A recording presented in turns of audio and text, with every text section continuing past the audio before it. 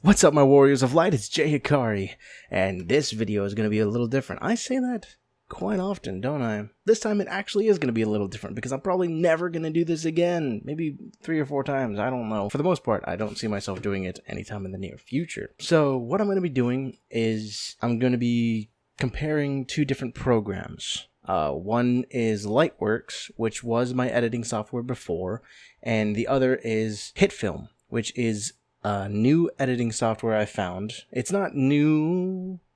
It's been around for a while, but like it's new to me, so I'm gonna say it's new, so fuck off. Anyways, I'm switching to HitFilm Express, so I want to show you guys some of the differences that I found while editing with Lightworks and what I found so far using HitFilm. Right off the bat, this is what you're greeted with Lightworks.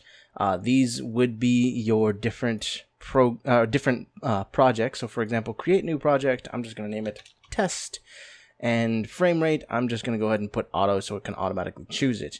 And you saw that it actually created it right there. If we go in, this is the project content. Once you actually add stuff, it'll show up here. Then you can actually go in through here and use this to find your different things that you want to add. Your different files and whatnot. Game footage, and we're going to be using Soul's Rocket Thrust for both videos. By the way, we're going to be making a video seeing which one comes out better. Soul's Rocket Thrust, imported right off the bat, and then I'm going to be adding outro. Go down to sound effects, and then beep. There we go. So those are the things that we're going to be using this time. And you can actually click here and see the data on that thing. Outro over here, Soul's Rocket Thrust. Once it loads, you can see the length of the video, the name, the creation date, tracks, and whatnot. Once we want to go edit, you can see the same things. Projects, local files, all that stuff. So if you need to open one while you're editing, you can do that pretty easily. You can also drag and drop. So for example, if I delete this from my project, sound effects, and then go to beep and drag and drop in. Now, we're going to be working with this one, and we're actually going to be using, we're going to be using the PwnBot. So 114, we're going to remember that. You can do I to put the part where the in section is going to be coming from, and then you can do O to actually create the out section. And then you add that specific section into here. Now, for our video, we're actually going to be using 2 different video sections, so you can create different ones by different means. You can right-click, and then tracks, and then add video, or for simplicity, backspace to actually add one. You can also backspace and then choose audio if you'd like, and choose the different amounts that you're going to add. So for this video, we're going to add a small beep. That is one thing. It automatically starts A1 and A2 paired. You can ungroup them and then go to audio and switch track 1 to right to the middle, so you can hear it actually in the middle. And we're going to go over here and add a small section right there. Right there. There we go. Ah, funny beep. How about that? Alright, so after that, we're going to go over here and add a small section after one of the fights. It's going to be right about there. That's good enough. Bring that down and put that right here. And then over here, I'm actually going to add the outro. Now you'll notice that the audio would cover it. So what I can do is actually go down here and move it down to A3 and A4 instead. I have to highlight which audio track I want it to go on instead of the video. Now let's say I want it to go there. And the part where my name comes up is right about there. So I want to try and remember that and bring that over here. A little less than full cover. Right there. Now, if I wanted to change the opacity on this, I'd have to actually either cut it, and to cut it, I don't want to cut this audio, so I'd have to disable it, cut it, and then remove that section to get the same effect. or I could keyframe it. So I want it to stop right there. I can go to Visual Effects and then go to 3D DVE, that, add one right here, go 1 second before, add another, change that to 0, go to the beginning keyframe and change that to 0 as well. And then once it reaches that section, it'll actually cut out. Now that's the long and strenuous way compared to actually just doing this straight up disassembly, and boom, done. Now if I want this to actually have a quiet load-in, I'd actually have to go over here to audio and then just do that. And it does this slow build-up that I usually have in my videos.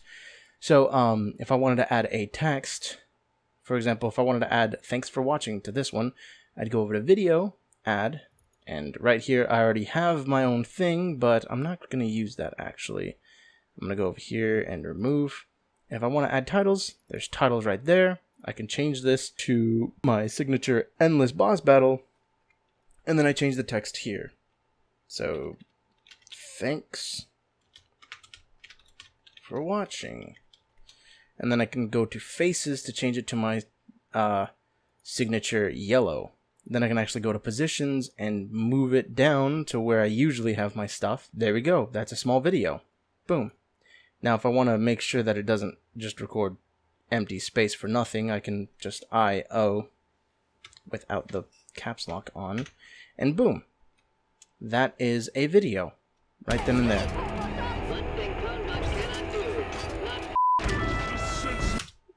This was very smooth because it was a very small video that only had at most 10-12 minute video that as reference, so it didn't have a lot of processing going on. Most of my videos, the reference video is actually an hour long, so it's not going to go that smoothly. It does glitch quite often during editing, and even once it's processed. For example, I will go ahead and actually export this. And the way to export is right-click anywhere on here, and then go down to export. YouTube is available, Vimeo is available, DVD and Blu-ray are only for paid subscriptions. So I'm going to go to YouTube, make sure that it's 59 frames per second, 72 is the limit before you actually have to buy things. And then from there, I can go whole sequence, marked section, ignore leading/trailing black. So I'm just going to go ahead and put the whole sequence since I highlighted that. And I'm going to make sure that it's in saved videos. That's where I'm going to export both videos. So test Lightworks. I press enter, but it does nothing. So start, and it actually renders. Now, the next section of this video is actually going to be me making the exact, well, as close to exact same video as I can using HitFilm instead. So as you can see, I'm opening up HitFilm Express, and right off the bat, you don't see my projects. My projects are over here, actually, this small little section right here, or I can just go ahead and open them manually. And what's this section, you say? This is actually available options and whatnot. So you see how to create the Avengers Infinity War Thanos portal effect, how to mask a Kong Skull Island style text reveal, create the Doctor Who trailer fractal light effect, TV show intro titles. These are all links to different YouTube tutorials on how to make that stuff. Lightsaber clashing effects. That's awesome. Why? What? That's just right on the homepage. I love that. That's just amazing. And then, of course, over here is different add-ons that you can buy. And you do actually have to buy them. For example, so once it opens, it'll actually take you to the store web page of HitFilm where you can actually buy those things. So see how it has that gunfire effect right there. If you're making a small short film or a fan film that uses guns and you want actual gun flare, then this is the pack to buy. Now it is $24, or no. This one was $14, $15. That's not too bad. But yeah, all these things are available to buy, but the program itself is free to start. So if I want to start a new one, I can go to File up here, or I can just click New right here. Then if, again, I want to do something different, I can do Custom. Otherwise, it has all these different options right off the bat. You can change the pixels, frame rate, all that fun stuff. So I'm going to just keep that stuff for now, just because it's going to be simple. It does look very similar, but all editing software looks very similar. To import, you can actually click import, and this is a big difference right off the bat of something I love compared to Lightworks. This one actually opens Windows File Explorer in order to find the different files, so it's much easier to find what you have because you already know where it is. Compared to Lightworks, having a total different loadout, it's still very easy to find things if you know your computer. Otherwise, it might be a little tricky. You'd have to get used to it. For this example, I'm going to go ahead and do that. And of course, we can also drag and drop streams, FX, and then outro. Go ahead and, oopsies, that opened it because I forgot. There we go. And I can drag and drop right there. As you can see, all the stuff is rendered already. It would take some time otherwise. So what I'm going to be doing is looking for 1 minute and 14 seconds right there, where PwnedBot would actually pwn me. So right here in,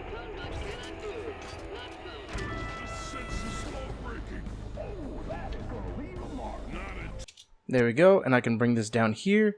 Now, for example, if I were to go and bring in the next section that I was going to do, which would have been, so in, I'll go a little bit, and then once it gets there, out, and I can bring this over here, and boom. I have those two sections that I was going to work on. One thing that HitFilm does that Lightworks doesn't, and I love HitFilm for it, is you can actually click and drag and highlight multiple things and move them all at once, compared to Lightworks, where you had to actually move them one at a time in order to get what you wanted. This one is so much easier and more natural. You're used to clicking and dragging and highlighting different things. I'm going to go ahead and add that beep thing real quick. It's not too long. There we go. And I can actually drag it right here and make a different audio track. So I can zoom in real quick. And it should be right about here. Another thing I really like about HitFilms is, without having to go to another audio track or anything, I can actually modify the audio's levels right here. And I love that. It's just so much ease of access. And through the same thing, you can actually modify the opacity of different things right here. Right. Ooh, I love it. And so let's go ahead and bring this over here. And let's make that title that we made earlier, right? For this one, you can actually organize everything nicely. That's not what I meant to do. New folder. And I can actually make it for video, if I can spell it right. Video. And I can drop this in there, and this, because they're both videos. Then I can actually do a new one again, and put audio. And then I can just slide that little boy right into those DMs. In order to make a text, like a title, compared to the other one where you have to go to FX thing. I don't remember what it was called. I only used the program for, what, 16 months. You can right click, go to new, composite shot, and then you can actually name it. So I'm just going to put title. You can change different things and whatnot. It doesn't really matter. I'm just making a title right now. And then it'll create a new composite scene. So from there, you can new layer text, and then you can modify the size. So I'm going to put like 1,500. That gives it a decent size. And then you go activate the text thing and then type in what you want to do. So thanks for watching. Boom. You can highlight it, and then over here in this window, you actually go to text, and you can change the colors. So for example, I'm going to change it to my signature yellow. I can change it to my signature endless boss battle, and actually change the size of the font and make it centered. Now, if I want to actually bring it down to where I usually have it, I can do one of two things. I can actually grab it and bring it down there manually, or I can grab this little green one and slide it on that axis so it doesn't move on the other way. Or I can go to Controls, Transform, and then change it that way. No, it's still a little too high. 450. 475. That's good. That's good. Right there. And once I'm done, I don't have to save it or anything. It's already ready. So all I have to do is go back to the editor, go back to the media, bring this over, and put it right there. And you see it's there. Boom. Thanks for watching. And to cut it, you don't actually press delete like the other one. You actually have to activate the different mouse things. And there are keyboard shortcuts, so C to cut, and then you can actually highlight it. And I do like that it actually goes, it knows that there's an end right there, so if you highlight this one, it'll cut right there.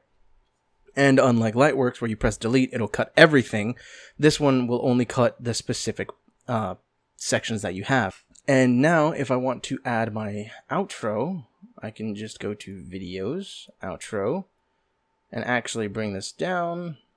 I'm probably going to try and make a new section, so I can bring this up over, no, leave that high.